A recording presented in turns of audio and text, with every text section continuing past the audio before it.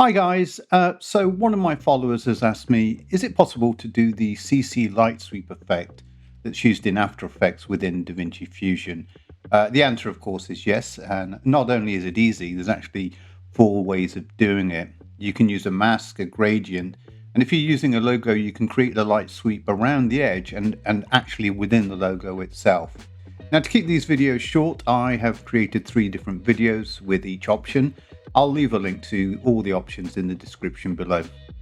So let's get into the mask option. So here we are in DaVinci Fusion. The first thing I'm going to do is bring in a background node and connect it across like that.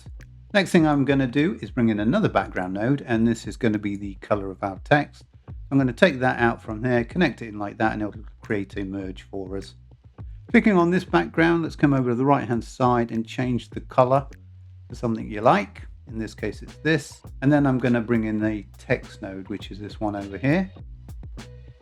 Take the output from that text node and connect it to the blue input of the background node, and then with that selected, come over to the right hand side and just type in your text. Now I don't like the font, so I'm going to change that, and I'm also going to increase the size as well. We'll take it to somewhere like that.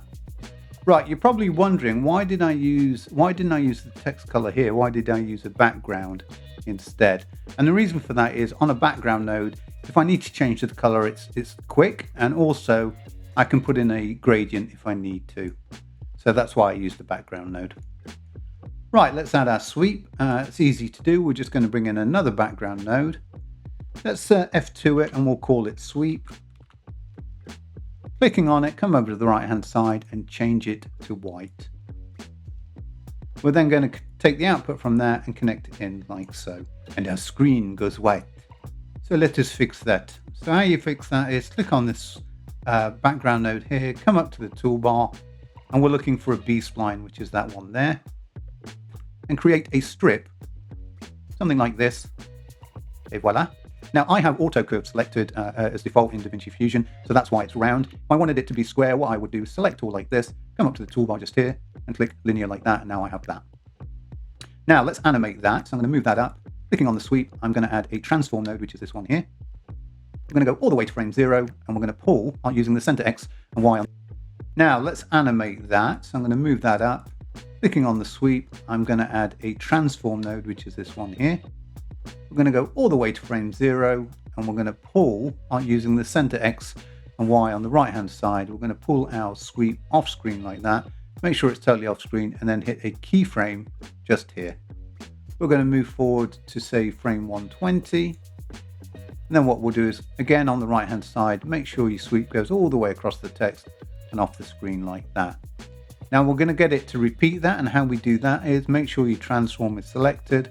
Come up to the spline control just here, click on that, make sure it's selected here, then come across to the right hand side and see these arrows here that say zoom to fit, click on that, brings everything in like that, then come down to this one here that says select all, click it, and we're going to use what's called the ping pong, and that will basically loop it going backwards and forwards like that.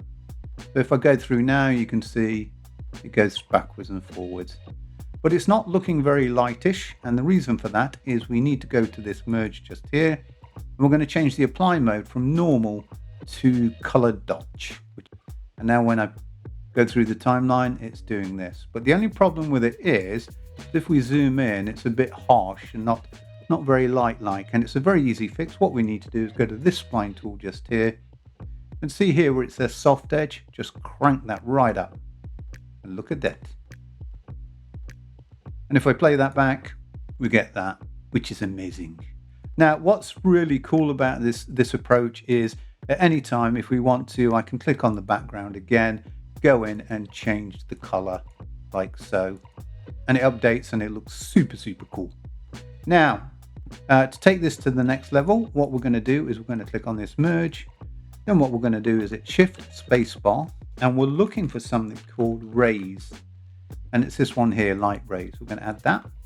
Clicking on light rays, you'll see there's a dot just here, and that determines the direction of the rays. So we're going to go right through to frame 0.